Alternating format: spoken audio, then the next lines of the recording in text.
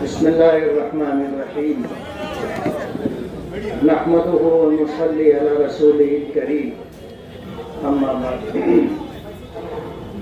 सदर मोहतरम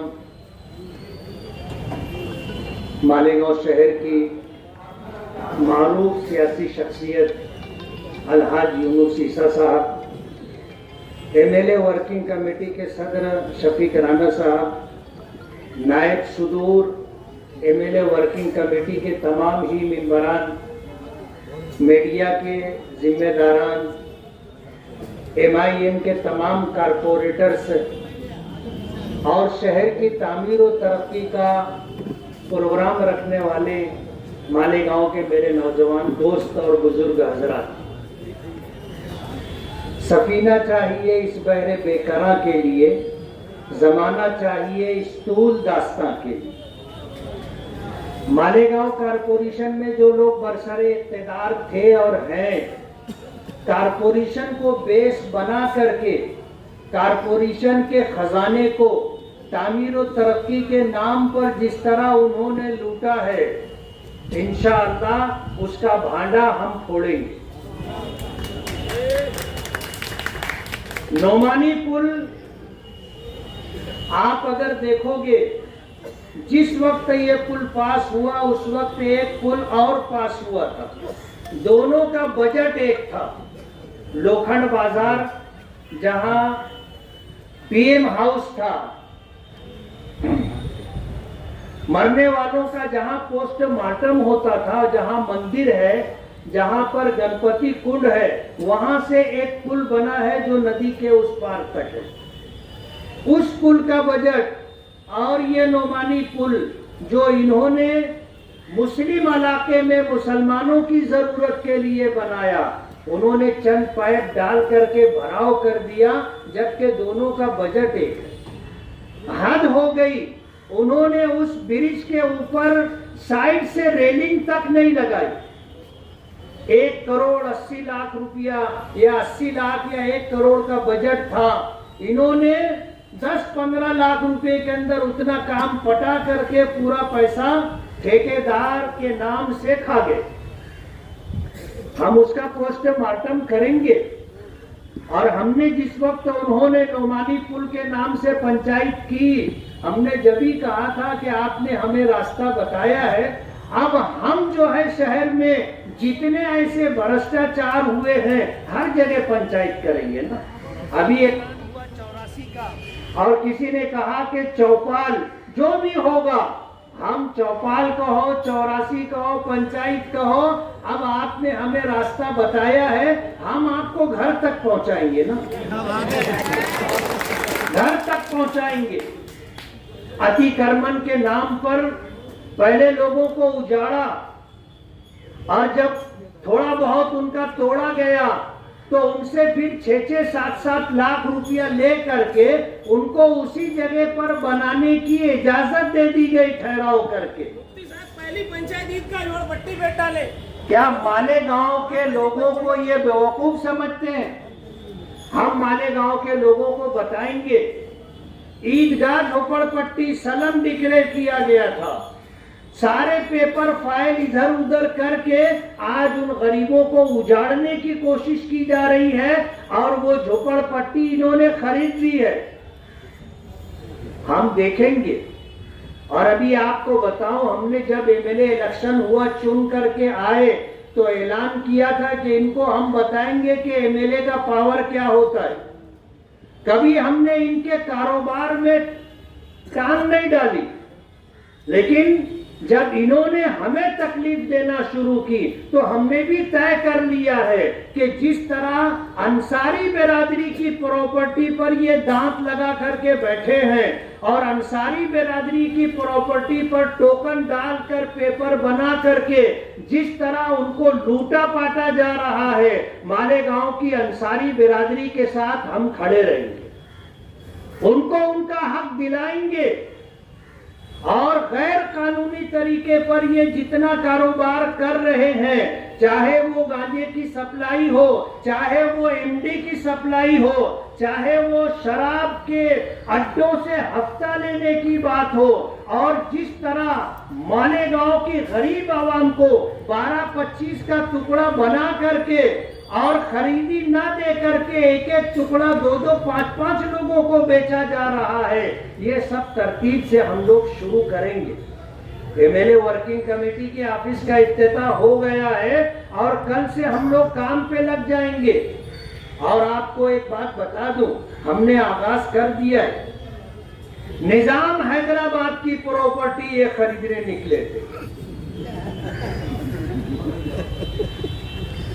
निजाम हैदराबाद की प्रॉपर्टी खरीदने के लिए निकले थे। वो कहते ना चे पिद्दी का शोरबा। आपको शायद इस मिसाल का पस मंजर बैकग्राउंड नहीं मालूम होगा, किसी और मौके से बताऊंगा।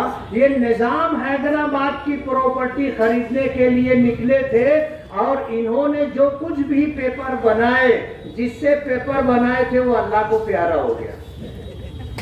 और इन्होंने जो करोड़ रुपया दिए थे वो सब डूब गया। जब हमें पता चला तो हमने ऐलान किया था कि आपने हमको तकलीफ दी है, हम भी आपको तकलीफ देंगे, अब छोड़ेंगे नहीं। हमने कोशिश की और उन्हीं लोगों को इस्तेमाल किया जिन लोगों को ये इस्तेमाल कर रहे थे।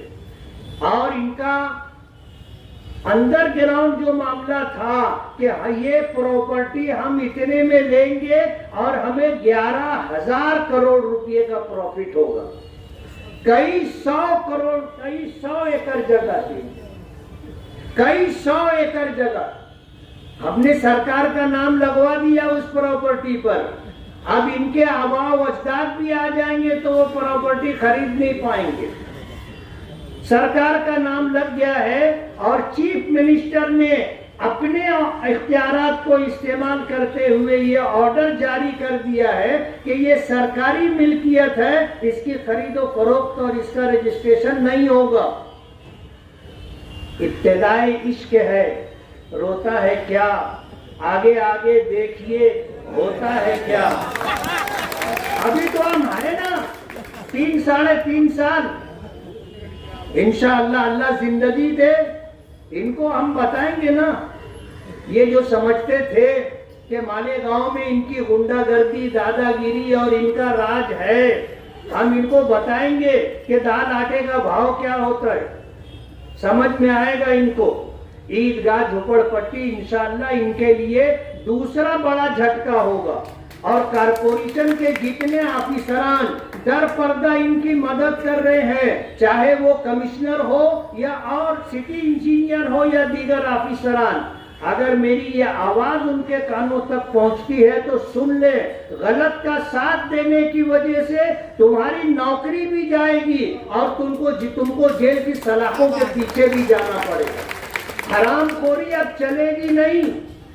बस बहुत दिन हो गए खलील मियां छलांगों से फांकते मारा करते थे, वो दिन लग गए।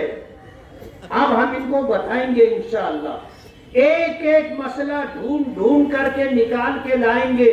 और पूरे शहर की आवाम को हम ये बताना चाहते हैं कि अगर आपको इनसे कोई तकलीफ पहुंची है और आपकी प्रॉपर्टी के लाइन से आपको इन्होंने लूटा है, आप हमसे राब्ता करें, हम आपको इंसाफ दिलाएंगे। चाहे फिर हमें उसके लिए हाई कोर्ट तक जाना पड़े, सुप्रीम कोर्ट तक जाना पड़े, हम आपको इंसाफ दिलाने के लिए हाई कोर्ट और सुप्रीम कोर्ट तक जाएंगे। ये बहुत डींग मारा करते थे। इलेक्शन हुआ, ऐलान किया कि अल्लाह का फैसला है, हमको मंजूर है। काय को रोते रोते हाई कोर्ट चले गए, वहां गए, पिटीशन डाली और ये ऐलान हो रहा था बस 1 महीना, बस 3 महीना, बस 4 महीने में इलेक्शन होने वाला है। कहते हैं ना जो होता है अच्छा होता है। हमारे वकील से इन्होंने राब्ता कर लिया। हमारे वकील ने कहा कि भाई मैं अपना गुडविल नहीं खराब करूंगा, मैं कभी मैनेज नहीं हुआ इसलिए ये काम मैं नहीं करूंगा। उस वकील ने हमसे ये कहा कि आप कोई दूसरा वकील कर लो। हमको समझ में आया कि भाई अपने को जो है इस लाइन से धोखा हो सकता है, हम सुप्रीम कोर्ट से वकील लेकर के आए। इनकी पिटीशन खारिज हो गई ना, मुंह पिटा करके बैठ गए। सुप्रीम कोर्ट जाने का ऐलान किए थे, हम इंतजारी कर रहे हैं। सुप्रीम कोर्ट जाने का ऐलान किए थे तो सुप्रीम कोर्ट पहुंचो ना, दूध का दूध पानी का पानी हो जाएगा। तुमको दीन से और दीनी कामों से इतनी चिढ़ कि तुम दुआ को मुद्दा बना रहे। तुम दीनी लाइन से अगर कोई बात कहीं से हुई है मस्जिद और मस्जिद के स्टेज से, उसको मुद्दा बना रहे। मैंने इसीलिए कहा था कि सफीना चाहिए इस बहरे बेकरां के लिए और जमाना चाहिए इस तूल दास्तां के लिए। अजान हो रही है, सब प्रोग्राम खत्म। मैं आप सभी हजरात का बहुत बहुत शुक्रगुजार हूँ कि आप हजरात अपना वक्त फारिग करके एमएलए वर्किंग कमेटी के ऑफिस की इफ्तिताई तकरीब में आए। अल्लाह आप हजरात को जज़ाए खैर दे। यार जिंदा सोहबत बाकी, फिर मिलेंगे और दुनिया भर की बात करेंगे। बहुत बहुत शुक्रिया।